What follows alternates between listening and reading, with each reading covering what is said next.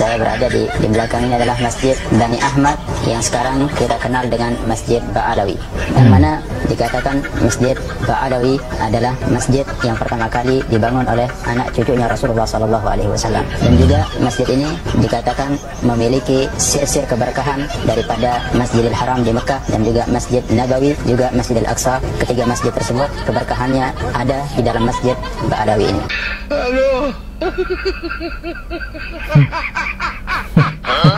Waktu itu saya mau berkunjung ke rumah salah seorang ulama.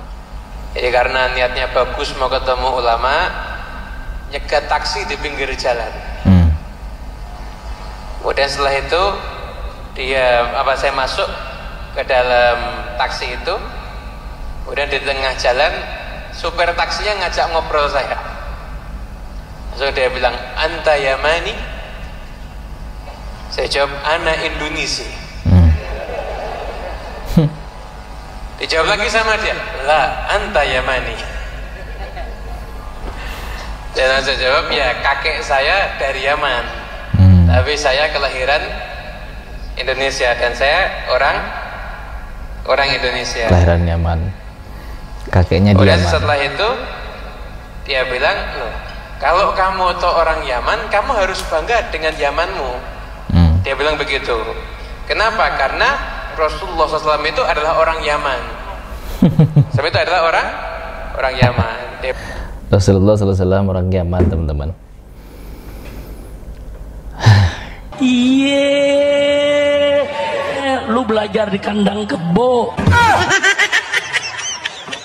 Intinya bukan Mekah Madinah ya teman-teman, bukan Arab Saudi, tapi Yaman. Yang dimana mereka ini ingin menyamankan Nabi.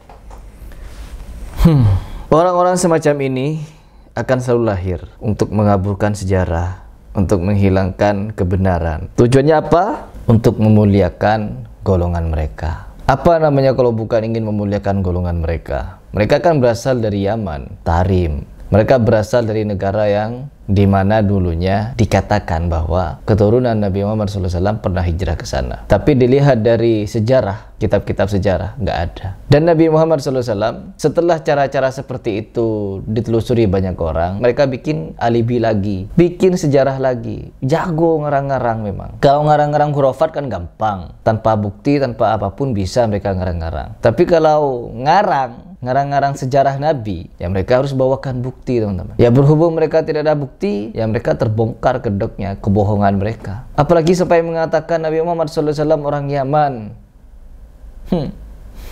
Jelas sekali itu adalah kebobrokan, kebodohan mereka sendiri untuk membongkar tipu daya mereka. Mulai kapan Nabi Muhammad SAW ada di Yaman? Lahir di Yaman, hijrah begitu ke Arab. Aduh.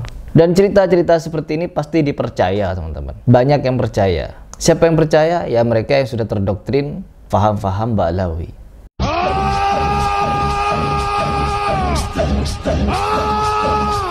Apapun. Jadi doktrin-doktrin Ba'alawi yaitu untuk merusak Islam ini. Kalau saya pribadi berbicara masalah orang yang mendoktrin-doktrin kesesatan seperti ini dan nggak ada ujungnya, pasti tidak akan ada ujungnya, teman-teman. Karena di Indonesia sudah lebih dulu dijajah atau dikuasai fahamnya oleh mereka, bareng mereka dengan Belanda. Bahkan ada yang jadi mufti Belanda. Jadi memang pada dasarnya Indonesia ini sudah matang, bahkan gosong kalau perlu, digoreng, dimasak oleh mereka yang berpaham dari golongan Ba'alawi. Sehingga apa? Banyak makam-makam di di Jawa Timur, Jawa Tengah yang disebut wali-wali disematkan nisan-nisan, dempet-dempetan Ba'alawi semua, dempet-dempetan, teman-teman. Peziarah heran, makam Sunan Bonang dipenuhi nisan Ba'alawi. Yo, makam Ba'alawi kok jake yo. Terus makam kayak ngene iki bohong. MPTP kan enggak ketemu karuane wong. Ketemu karuane.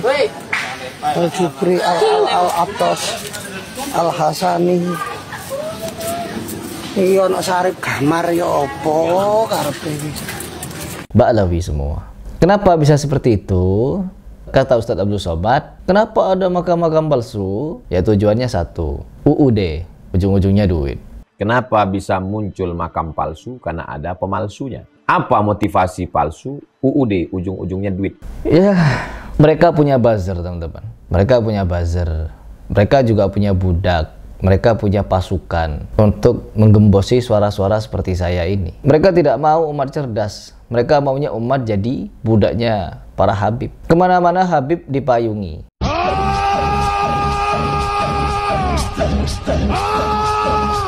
Wih, dipayungi teman-teman. Udah seperti raja. Jadi mereka datang ke Indonesia jadi raja, teman-teman. Kita tuan rumah jadi apa? Jadi budak. Perhatikan video itu. Jadi apa namanya? Dan itu bukan 1-2 video, teman-teman.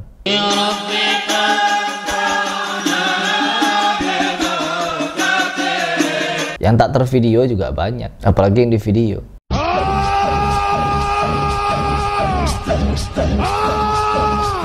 Oh, jalan mereka dikipas dari belakang, dipayungi, payung tornado, muter.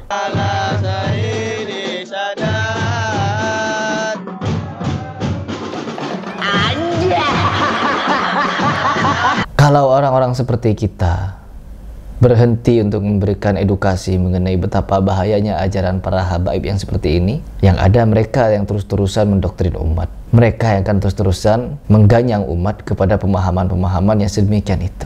Dan tidak berhenti lagi kalau mereka sudah mengajarkan akidah. Akidahnya teman-teman, man rabbuka Habib Fulan. Ini saudaranya ditanya sama malaikat, man rabbuka? Apa jawabannya? Habib Abdullah Al-Haddad. Ditanya lagi, man nabiyuka? Habib Abdullah Al-Haddad. Man kiblatuka? Habib Abdullah Haddad. Semua pertanyaan dijawabnya satu, Habib Abdullah Haddad. Kekuburan ikdi hajatina kepada Habib yang sudah mati.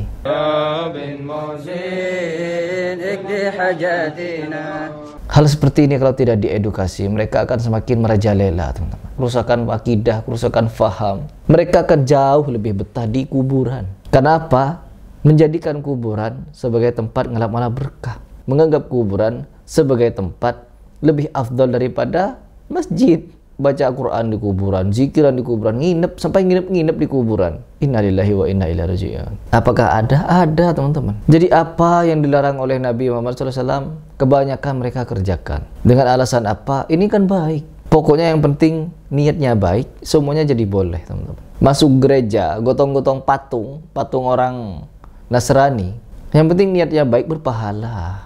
Dan yang lebih parah lagi kaum muslimin, ada banser yang sama, ya ikut menggotong patung Bunda Maria. Na'udzubillah min dzalik, banser. Ya sudah kebablasan kalian ini ya. Ada orang bangun masjid ditolak, ya ada orang pengajian ditolak, dibubarkan. Padahal sama-sama Islam. Tapi giliran ada orang kafir yang beribadah malah dibantu. Coba apa nggak mikir?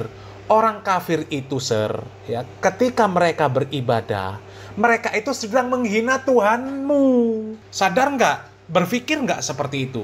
Ya, dipakailah, otaknya itu dipakai. Ketika orang kafir beribadah, pada saat dia ibadah itu, dia sedang menghina Allah Subhanahu wa Ta'ala. Cobalah dipakai sedikit otaknya, ya. Na'udzubillah min dzalik. Coba kita lihat video tuh, banser yang ngangkat patung Bunda Maria. Ini apa-apaan ini banser? Ini pemahaman mereka. Minta doa kepada orang-orang Buddha, teman-teman. Hindu apa Buddha gitu. Jadi orang Buddha pokoknya. Ngelap berkah. Minta doa kepada mereka. Sudah tidak percaya pada Tuhannya. Lahir di mana faham seperti ini? Ya di Sufi tadi, teman-teman. Intinya ajaran Islam yang aneh nyeleneh. Kalian tidak akan jumpai di Mekah, Madinah. Apalagi mereka yang dituduh Wahabi. Nggak ada. Tapi ajaran aneh nyeleneh ini membeludak diajarkan oleh oknum-oknum Habib, oknum Kiai, oknum Gus, oknum Ustadz yang berada di Aswaja sana. Di sekitaran kita banyak orang-orang yang masih ikut ajaran seperti ini. Makanya tugas kita ini berat. Mengingatkan orang-orang yang sudah terdoktrin ratusan tahun dari leluhur mereka. Ya, dari leluhur, teman, kakeknya sudah terdoktrin. Doktrin itu turun pada anaknya, bapaknya, anaknya turun pada anaknya sampai saat ini. Makanya sangat sulit untuk mengingatkan mereka. Bukan berarti mustahil, sulit karena sudah menjamur di dalam pikiran dan akidah mereka. Ditambah lagi adu domba Syiah, yang dimana Syiah ini ingin merusak Islam. Kami pengikut Ali bin Abi Thalib. Mana ada ajaran Ali bin Abi Thalib ketika 10 Muharram pukul-pukul dada melukai diri sendiri. Mana ada ajaran keluarga Nabi seperti itu. Ya, dipecah belah. Mereka pengikut sahabat, kami pengikut keluarga. Pilih mau ikut yang mana. Inna lillahi wa inna ilaihi raji'un. Ketika keempat imam mazhab sepakat bahwa Syiah bukan Islam. Oh enggak, sekarang berbondong-bondong. Enggak tahu mereka ini Syiah atau bukan. Tapi mereka di Indonesia mendakwahkan seolah-olah Syiah bagian dari Islam. Dan mereka kebanyakan masih mengikuti propaganda orang-orang Syiah untuk memerangi ulama-ulama Mekah Madinah dengan teriakan Wahabi. Rusak teman-teman. Jadi mau sampai kapanpun, kalau kita mendiamkan faham-faham Sufi ataupun Syiah berkembang di Indonesia, maka kerusakan tidak akan bisa dihalangi lagi. Fakta menarik di lapangan, Bogor, di Bogor tepatnya. Pokoknya di Bogor sana masih ada praktek-praktek Syiah yang ternyata dilakukan oleh oknum-oknum Habib. Kalian ingin tahu buktinya? Ada di video ini. Silahkan disimak. Dan jangan lupa setelah kalian menyimak, riset, cari juga, cari sendiri, cari tahu sendiri, telusuri sendiri kebenarannya. Begitu dari saya.